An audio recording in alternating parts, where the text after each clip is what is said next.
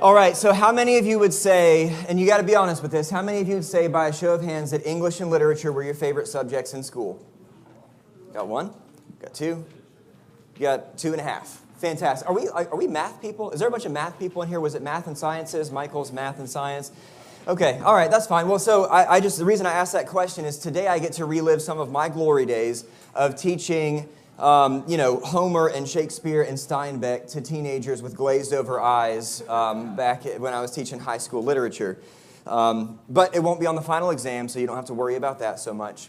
But there's a big question for us for today. Today, the overriding question is, can a culture hold on to purpose and meaning and virtue if that culture excludes the idea of God and Imago Dei?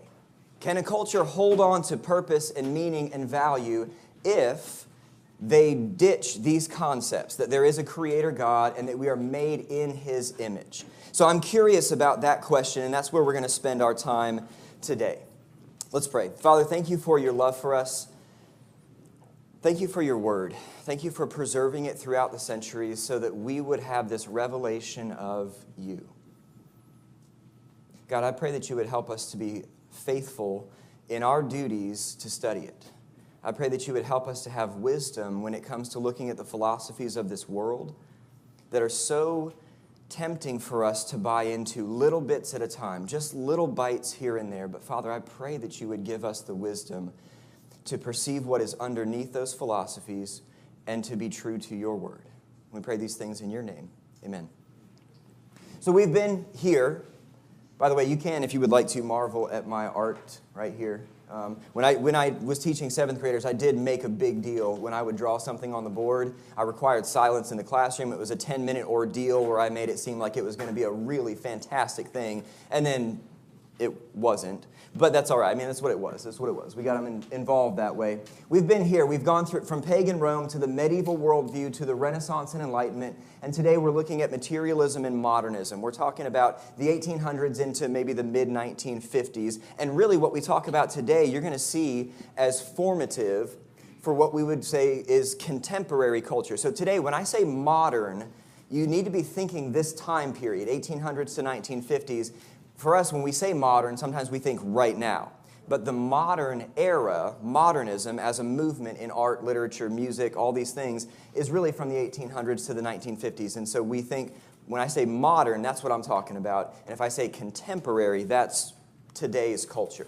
So contemporary culture is still reeling from materialism and naturalism, which is what we're going to talk about today. Last time we talked about the beginning of the downward slope, the Enlightenment, the seeds that were planted towards humanism and deism, the sort of peeling back from an orthodox belief in Scripture and its authority. And today we're going to really go from the seed to those roots going down to the fruit that comes up from that, materialism, naturalism. And I call it the Great Divorce because this is when our culture really did take a hard step away from that traditional orthodox Christian worldview. So we're going to talk about what that looked like. So our worldview trajectory so far has been, in the ancient world, this was pluralistic paganism. Value was applied increasingly towards those at the top of the social order. And I hope some of this is starting to sound a little bit familiar to you because we're trying to do this review every time. It was, especially in Rome, it was a highly sexualized culture, but it was an anti-natal culture. So very interested in sex, very uninterested in raising children and what a nuclear family unit should look like.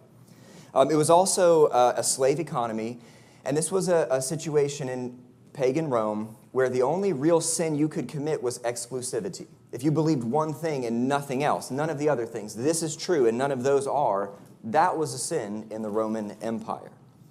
So through the end of the Roman Empire and into the medieval era, we see a transition into Christian monotheism.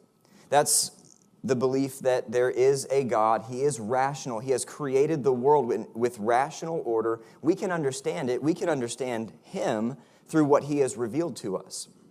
And this idea of Imago Dei fundamentally changes the way people see value. Value applies to every human being because they're made in the image of God. They're made to reflect God's glory in all the various ways that we can. So the natural world is good. There's not this dualism of matter is evil and spirit is good. The natural world is good. It was created good. It has purpose. Work is good. Productive labor is good. And we should mirror God in our creative abilities in this world. That drove economies in the medieval era. Mankind is infected by original sin, so government needs to be limited. We can't have any one person with ultimate authority because original sin has corrupted us completely. And then truth is knowable. Remember the medieval world, they said truth is knowable to a high degree of certainty, and truth is necessary for a good society to flourish. Throughout the Middle Ages, the Roman Catholic Church becomes more and more powerful in both religious and civil life. As the empire crumbles, it's the Roman Catholic Church that kind of fills those gaps, and just by the virtue of that, eventually, it is the Roman Catholic Church, Christian worldview in general, is the unifying, the stabilizing, the defining factor in the medieval world. But then we started to talk about some of the speed bumps, some of the questions, some of the issues that showed up that challenged that medieval worldview that was very comprehensive and very Christian. So those things that kind of rocked the boat for the medieval thinkers, the Renaissance made the people in the Enlightenment in that 1700s, really starting back as early as the 1300s, made them question, where do we look for truth? And their answer was backwards. It was to Greece and Rome. Those were the places that had the best kind of grip on what truth was. And then the Reformation also rocked this medieval worldview, because where the church had been the sole conduit of God's grace on earth, well, now we're saying the church has been corrupted. So the question that rocks their world is, what is actually true about God and salvation? Those are big issues. And then the wars of religion show up, and again, rocks the medieval worldview, because can you be so certain about religious truth that you're willing to kill and die for it? That was a serious question. New discoveries, we call it the armadillo problem, because when the new world is discovered, there are new animals, lots of new animals. And so we're starting to question, okay, well, the ark was already pretty full with the animals that we know about. Is God's word reliable? And that was a serious question. That raised serious questions. All of these new species of animals raised the question, is God's word reliable? Could all of these have been on the ark? But even more significant than that, there's a whole new people group that we never knew about before. The indigenous people of the Americas. And so the question came up for the Enlightenment mindset, the Renaissance mindset, is God good? Has he been damning these people to hell for countless generations because we don't know of any way, we don't know where they came from, we don't know any way that they could have been reached with the gospel? So is God good? And these questions all rocked that medieval worldview that was very monolithic, very solid, very stable. Then a rediscovery of the ancient philosopher Pyrrho brought in this idea of skepticism. We call him the toddler from hell because he kept saying, why? Why? Why? And get all the way down to the base level where he would say, you can't really know anything with certainty.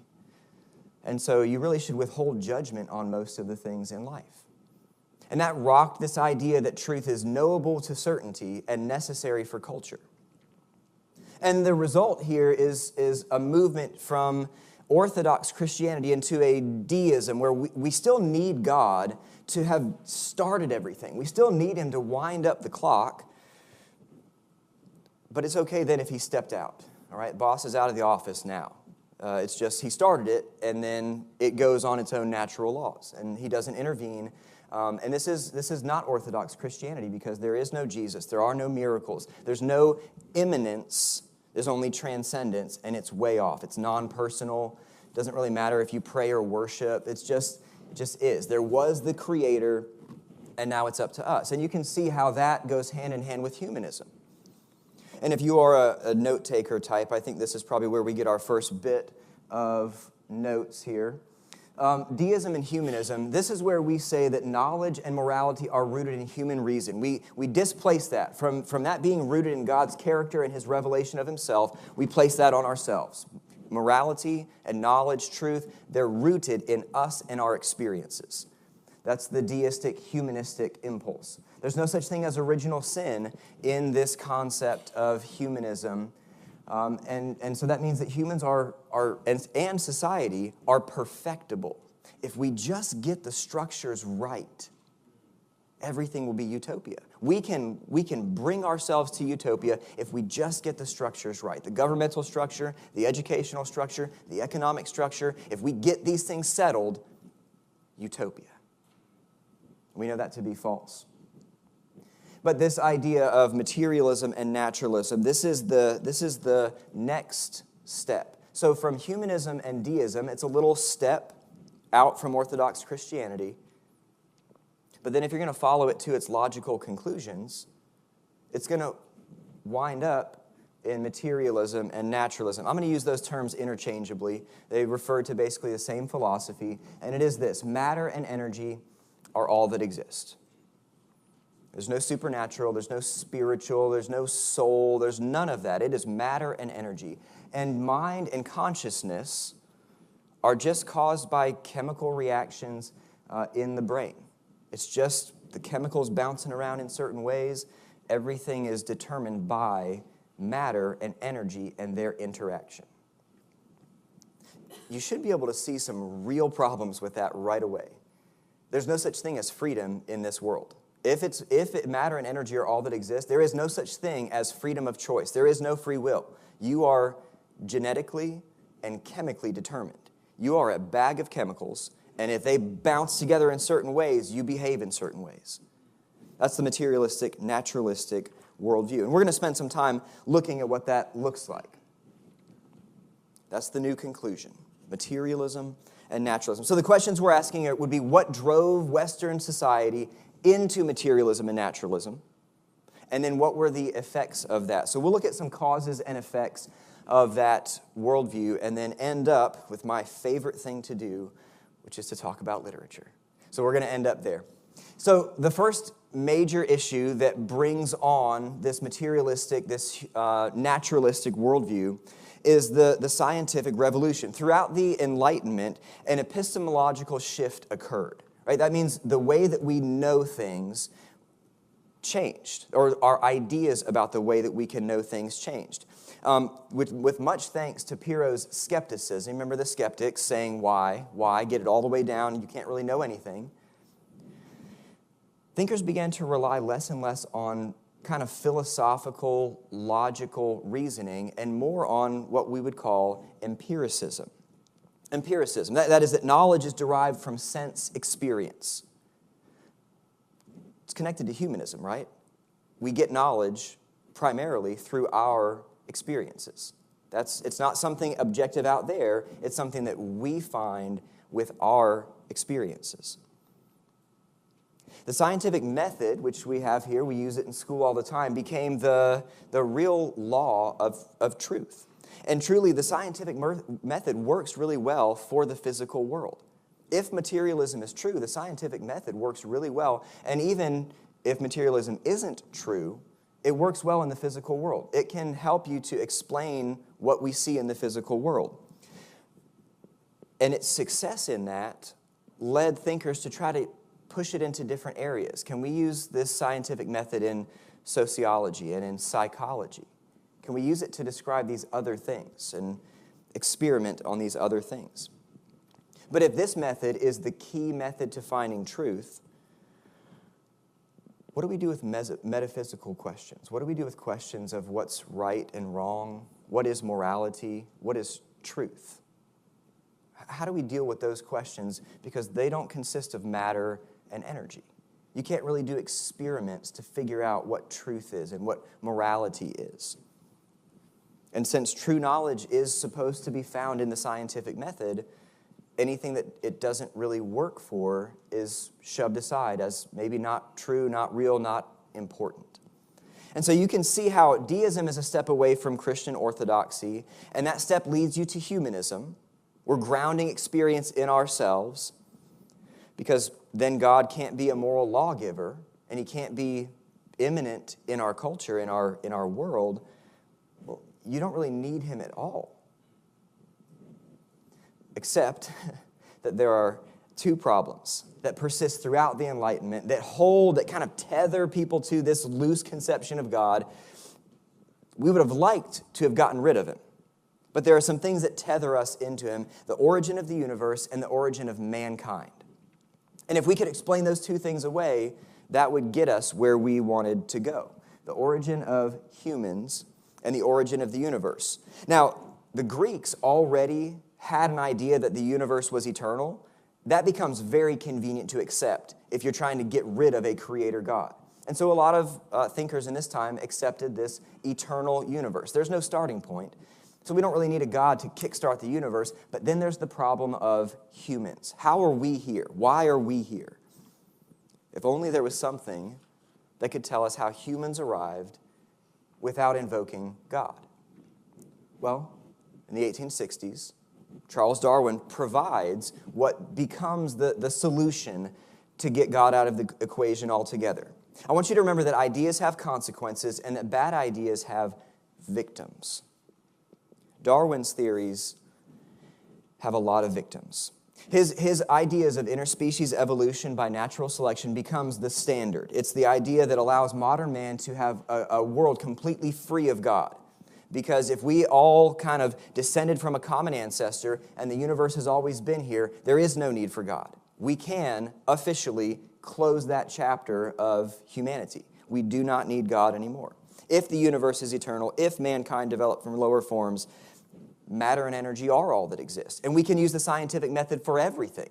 It works. We've unified the structures and everything is okay. But boy, does that cause problems. I'm not even really talking about the problems with Darwinian theory. And there are lots of them, and we could talk about those if you'd like to. There are a lot of holes in that theory, including things that Darwin said, hey, if you don't find this in the next 100 years, this kind of transitional species, or if you don't witness transitional species, my theory is probably not workable. Like, you probably need to revise it. And those kinds of things, there are just lots of holes in the theory. It's falling out of favor in scientific circles today. It's not popular to say it, but a lot of scientists don't hold to this idea of naturalistic evolution, interspecies evolution anymore. But those aren't the problems I'm talking about. The problems I'm talking about are the worldview implications from accepting Darwin's theory. So think of this. What brings human value in a Darwinistic worldview? And I say worldview because Darwin is not strictly science. It is worldview. It has presuppositions and implications from those presuppositions. It's not entirely testable. It's a worldview. So where do humans get value in a Darwinian system? It comes from us being the most advanced species. That's it. We've made it further along on the ladder. Wherever that ladder is leading, we're highest on the ladder. So naturally, listen to the implications. You got to think about this. Bad ideas have victims. What are the implications if our only distinction is that we're higher up on the evolutionary ladder than some other species? Some higher up than others. It's not all happening at the same time. Chattel slavery actually makes sense. It's like using a less evolved species on your farm. You got horses on your farm. You can use less evolved species to do the work you need them to do. That should hit us in the gut. That should sound gross. That should sound disgusting, and it is. But that's the implication of the Darwinian worldview. Genocide of a race or a culture should not cause more qualms than you putting poison on an ant bed in your yard, if Darwinian structures exist. The ants don't have rights. They're down there. I'm up here. Colonizing less advanced people groups, which we saw throughout the explosion of the English Empire, the British Empire, colonizing those people groups, whether to share the riches of Western culture or to put them down and profit from them, should raise no moral issues if Darwinian structures hold. Because there is no innate value. We're just higher up, and we can use whatever we need to continue our process of evolution. Whatever works, works. You're as useful and valuable as you are useful and valuable to your society, to your tribe, to your clan. For morality, it's utilitarianism. You only get a couple of options. In Darwinian structures, if you want to assign morality, there's only a couple of options. Utilitarianism. We just kind of do whatever is the greatest good for the greatest amount of people, and it doesn't matter who gets stepped on. No individual has the right to take away from the collective. That's a dangerous idea. Your purpose? Well, there aren't really purposes, just reproduce. You decide what you want to do in your life, but purpose is to reproduce. Those are the implications of the Darwinian worldview. So you can see how those are going to really take a hard left turn from what we saw as orthodox Christianity. Darwin's origin story denies God as the creator, and it takes away Imago Dei as the source of human value. Those are crucial components to a just society. Imago Dei. So this was just another thing that came in and causing and being affected by this humanist, deist impulse led towards materialism and naturalism. Darwinism is one of the major turning points in Western culture. Another thing is the Industrial Revolution. Huge leaps forward in technology for production. It's England starting out, and then America goes from an agrarian culture to an industrialized culture. Work, now this is interesting, work begins to be seen as drudgery. We took away Imago Dei and the innate value of the human. We took away the creation mandate. There's no God, so there was no God to say, go and multiply and tend. So all of that's out of the picture. Work is drudgery. You're a cog in a machine. And actually in the factory system, as impressive and efficient as it was, most of the people that were involved in the systems only saw one piece of the process, right? In these factory structures, there's a person that's doing this thing, and then it goes down the line to the next person who does this thing. And it's hard for a worker to see the good product of their labor. And so work begins to be seen as drudgery. This is not the craftsmen of the medieval world where they take raw materials and over a course of maybe months, maybe days, it depends on what they're creating, they make something. And they can hold it up and say, God gave me the talents and the abilities to do this, and I have done this for His glory. That was an idea for work. That's not an idea for work anymore. It was the best and worst of times. The quality of life, y'all, in the Industrial Revolution, quality of life for most people in the Western world went way up. There's some major positives here. But that's not too comforting to the people that were on the bottom. And that was a struggle. Now, you will have to say, if you wanted to take a kind of a side note, this is a good rabbit trail for you to follow up, to look at what Christians did in that culture. Because child labor was rampant. It was another kind of slavery in England. It wasn't the chattel slavery of taking people from Africa and pushing them onto plantations, but there was enslavement of women and children in factory systems because they had like hands and arms that could get into places in machines that men couldn't. And as a result of that, it wasn't so much a question of the value of this child who we're forcing to work 14 or 16 hours a day. It was, can we get the process going? And children and women especially suffered from that, mangled body parts, death by these new machines that were cranking out all this stuff. Christians stepped into that. You have people like William Wilberforce. I knew Jack White was going to say something about that one. He could come up here and tell you a little bit about William Wilberforce, who was influential in stopping the slave trade in England, also influential in child labor laws. You can't have them work more than a certain amount of hours a day. They have to have certain rest, certain requirements, and Christians stepped into this. Some of the first unions ever formed were formed by Christians for the good of those common workers because their welfare mattered. Not just the machine moving forward, but people mattered. So it's interesting. You could look at that. You can kind of go look up what Christians were doing during this time to see that. But this scientific revolution, the Industrial Revolution, they further chipped away at these ideas, this biblical worldview, this Imago Dei, and it opened up for three major thinkers. throughout this modernist period. So we'll talk very briefly about Marx, about Nietzsche, and about Freud, because these are going to be some of the major thinkers, the philosophical underpinnings of even what we see in today's culture. It's from these guys. Now, this is going to be necessarily brief and an overview. There's a lot of depth here that we could go and dig into, and I encourage it. There's good reading to be done here, but let me give you just the highlights of these lives. Karl Marx would have said something like, it's the economy, stupid. Everything for him was about power versus powerless. Everything for him was about economic power. Since there is no God, these thinkers are going to start from that presupposition. Since there is no God, okay? Not if there is no God, but since there is no God, there's no absolute truth or morality. All that really matters is power. It's economic power. This is what turns the wheels of society, economic power. So the powerless are always encouraged in Marxist ideology to rise up and overthrow the powerful. That's their whole idea of life, okay?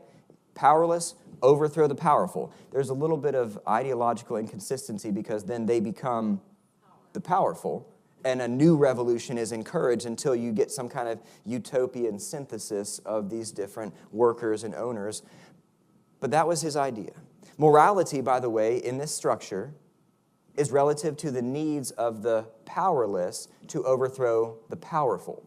So if they need to riot, if they need to break stuff, if they need to set fires, if they need to kill people, that's morally acceptable. They are the underprivileged class, and whatever they have to do to get up and out of that and get some of that power for themselves is fine.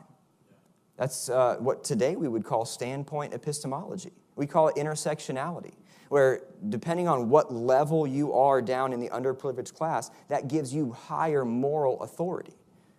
That's a Marxist idea. So the most obvious outworking of Marx's ideas about an ownerless utopia is communism. And to be fair, communism has the potential to be a great system. This is the part where I worry if Michael's going to come like, okay, we're done for today. Here's the problem. Coming from Marx and his ideology, communism has not just one problem, but one major problem. It does not account for sin nature. Remember, these worldviews have exit God, stage left, enter humanism, moral relativism. There is no sin nature. So, if the structures are right, we can have utopia. If we get rid of all ownership, everything is held in common, every person working for the good of those that are around them, and kind of overseen by some benevolent authoritarian structure, utopia. But we know that doesn't happen because sin. One popular researcher has tallied the cost of communist implementation at 94 million deaths in the 20th century. 94 million deaths because of starvation, because of genocide, because of ethnic cleansing, because of regime-sponsored killings, putting down revolts. 94 million lives. Ideas have consequences, and bad ideas have victims. Marx's ideas have victims. All that matters is the power struggle between owners and workers, and morality is based on lower classes. The lower you are, the more moral authority you have. You see that today. Intersectionality is that idea, right? Standpoint epistemology, which we'll talk about in a couple of weeks. It's this idea resurfacing from Marx. Another one that was important for the development of materialism and maybe the effects of materialism would be Friedrich Nietzsche. So again, since, not if, since transcendence and purpose and meaning and truth and morality don't exist without God. Remember, that's the presupposition. No God. And by the way, Nietzsche saw this clearly and was actually pretty honest about it. There's not a lot of other people in the history of philosophy that have lived so consistently within their worldviews. Most people today that would say there's no God, matter and energy are all that exist, behave as if there is a God and there's more than matter and energy. They assign morals to things. And they say, you can't do that. That's wrong. Well, wrong doesn't exist in materialistic worldviews. Nietzsche is one of the few to actually follow it to its logical conclusions. He said, since these things don't exist, morality, virtues, traditional things, since they actually don't exist without God, and we've clearly killed God, we need, and he called an Übermensch, an overman or a superman, to rise up, to throw off all traditional mores and values, establish his own, and then live authentically within that new created reality, and maybe even reshape society around this new created reality by some superman, some overman, somebody who can see clearly enough to kind of develop his own authentic reality. Nietzsche died in an asylum. The implication of his worldview ultimately leads to despair. That's all you get. Nihilism, his philosophy, it means nothingism. Nothing matters. Nothing really exists in a meaningful way. So you got to impose your meaning. You got to impose your value, create the structures. More popular than nihilism, almost nobody can live consistently in that worldview. Existentialism is probably the nihilism light version. Okay, and it really does say you got to make your own reality and live authentically in it, even though you kind of in the back of your mind know it's all a sham anyway. It's brave and bold to live authentically in the reality that you've created. Cheery stuff in materialism, right? God is dead, so traditional values and virtues are meaningless, and it's up to us to create those things, even though ultimately we know none of it matters in the long run. You can see how that would lead someone to an asylum. You can see how that would lead to depression and anxiety. You can see how this worldview has victims. Last one for us is Sigmund Freud, and he said everything is sex, and sex is everything. That is all that matters in this world. Life is governed by the subconscious mind, and it's irrational, the irrational subconscious mind. And he would say that cultures repress, cultures push back on your free sexual expression, and that causes psychological unrest. So most of your mental illness issues in society are because culture is kind of pushing you into this little box of traditional morals, and because your subconscious is pushing against those things, this is where we have our mental illnesses. And he said, if you will pursue sexual liberation, you will find meaning and fulfillment in life. That's the end of all things. You just pursue your own pleasure, and that will be a good in and of itself. That's Freud. So the seeds of the Enlightenment, deism and humanism, those are those seeds. They grow up, they take root in the modern era, and they produce this fruit of modernism and materialism. It's helped by the scientific revolution, the industrial revolution. It's helped by modern thinkers like Marx and Nietzsche and Freud. But I will say this, and here's where I want to kind of turn practical. This is all very esoteric and philosophical. I want to turn very practical now. The work of these philosophers is in the clouds. Not very many people are out here reading Nietzsche and Freud, right? Except, if you're in intro to sociology or psychology, you touch on these things in college, but nobody's out here really just for pleasure sitting down and reading Nietzsche. So how do these ideas become so widely accepted? How do these esoteric philosophical concepts go from the clouds and become what we live and breathe every day? It's going to have to do with popular media, pop culture. So it was a mantra of mine when I taught high school literature that literature reflects the culture that produced it. Now, that's overly simplistic. There is a transactional relationship between art and culture, but art at certain eras of history has a huge reflective capability on what the dominant culture believes. So literature reflects the culture that produced it. And a great litmus test for cultural values is to look at their popular media. Superhero movies are really good for this in the West. Go back to comics. If you were to open up a comic book from the 1950s, 1940s, 1950s, and see like Captain America, you would know something about American culture and what we valued at that time en masse. Not every person, but the cultural milieu shows up in our hero characters. If you fast forward, you'll see different stages in our development.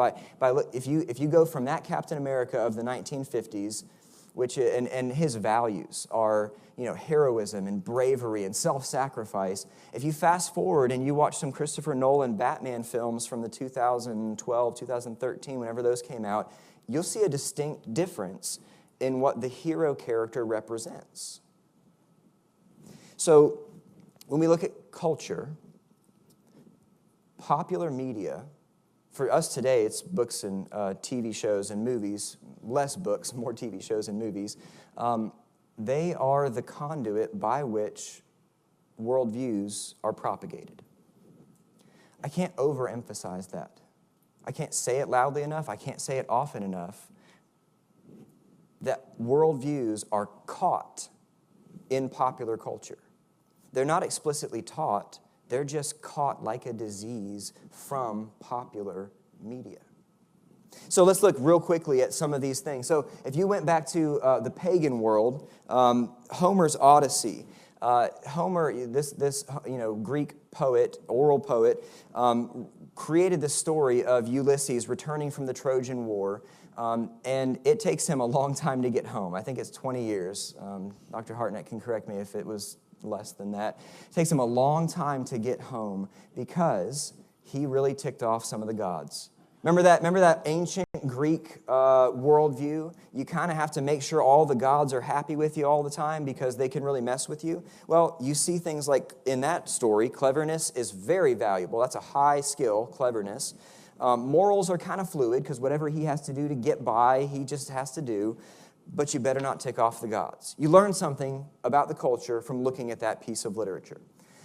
In the medieval culture, God's Word is the primary text. Now, not everybody has access to it, but it is the text that dictates popular culture. This is the one. Psalms of David.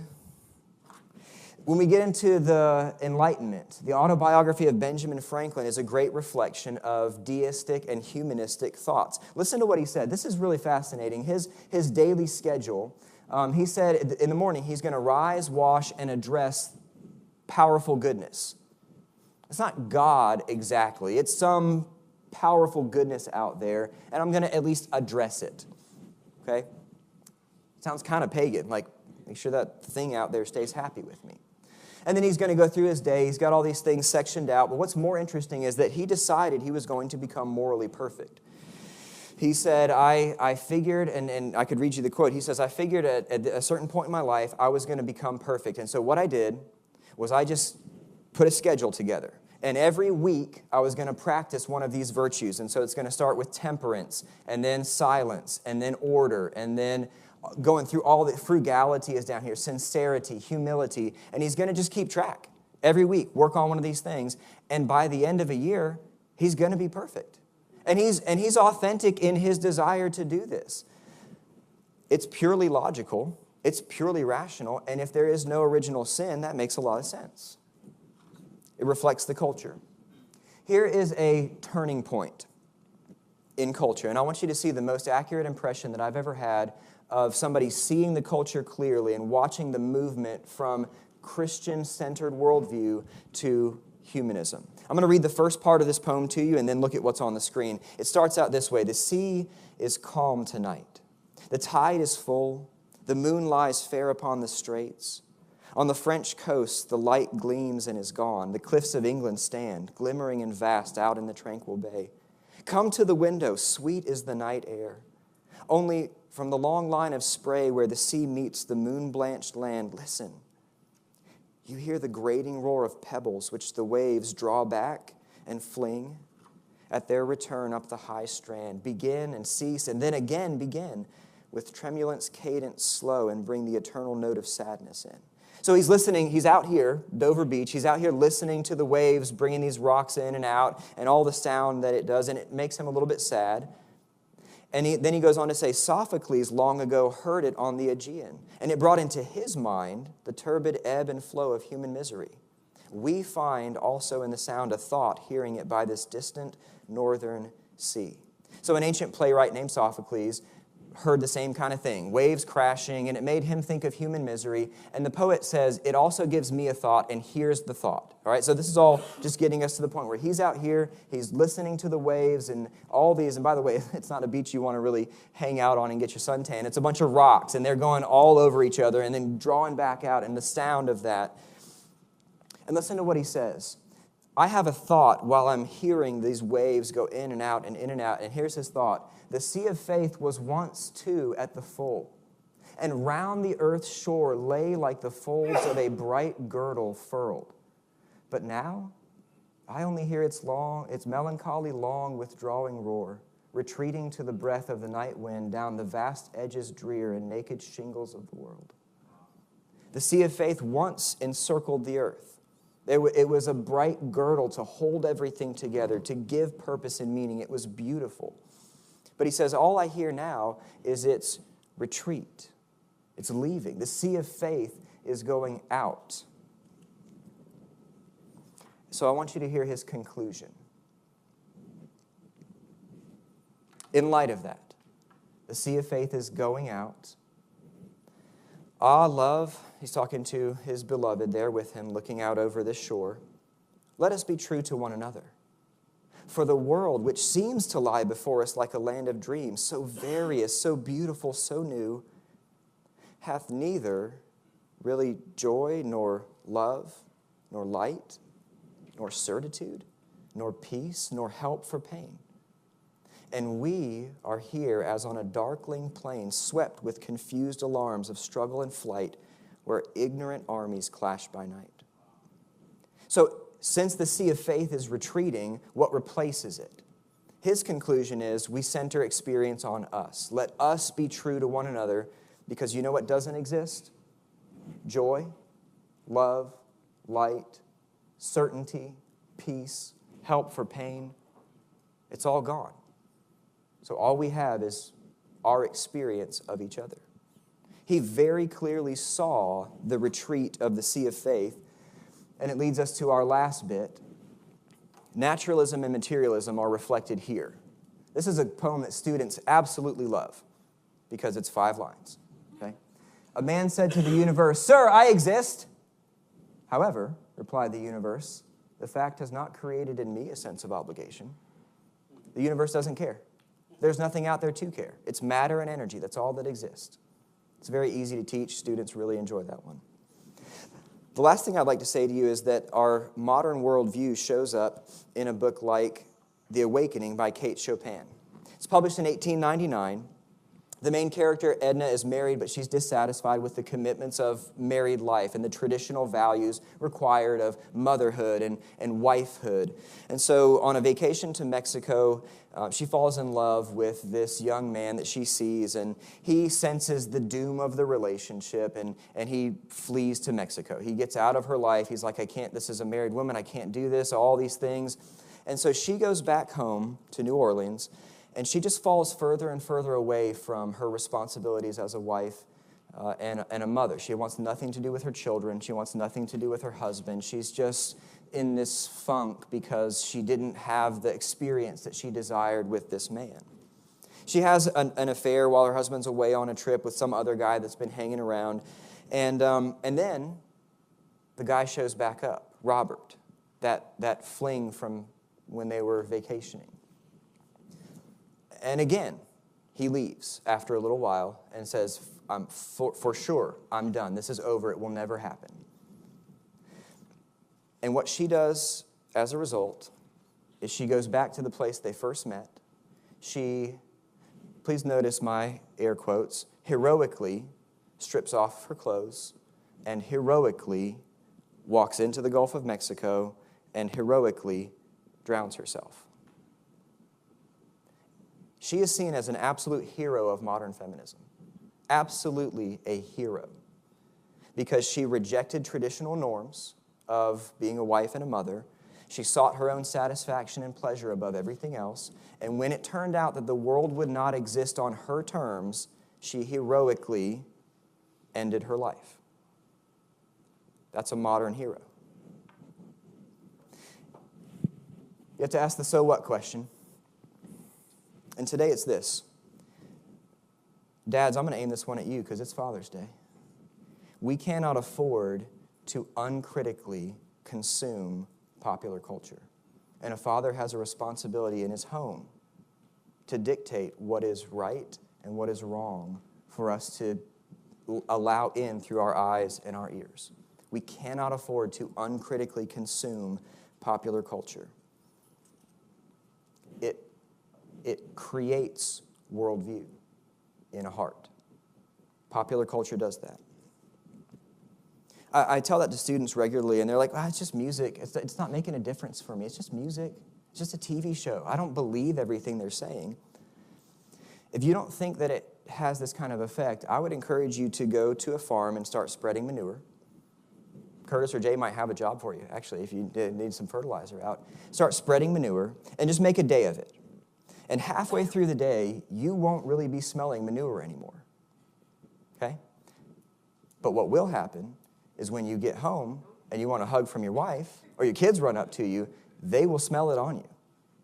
You got used to it, and you never even noticed. This is what popular culture does to us. The more we're exposed to something, the less egregious it seems to us. So if we intentionally expose ourselves to sinful behavior, it becomes less shocking.